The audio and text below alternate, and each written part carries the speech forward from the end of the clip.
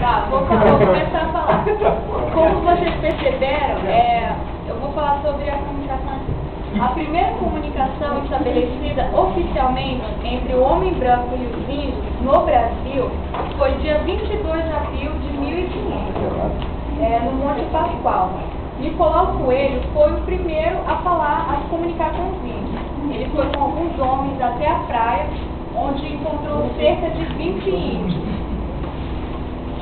com os quais trocou presente.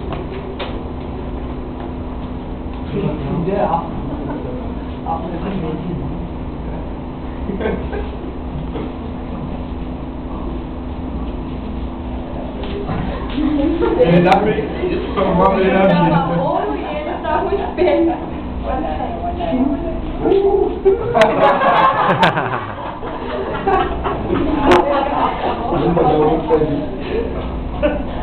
Leva pra cabeça.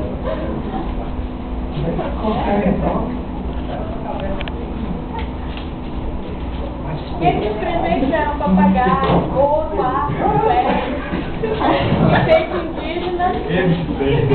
E os portugueses davam eram um espelho,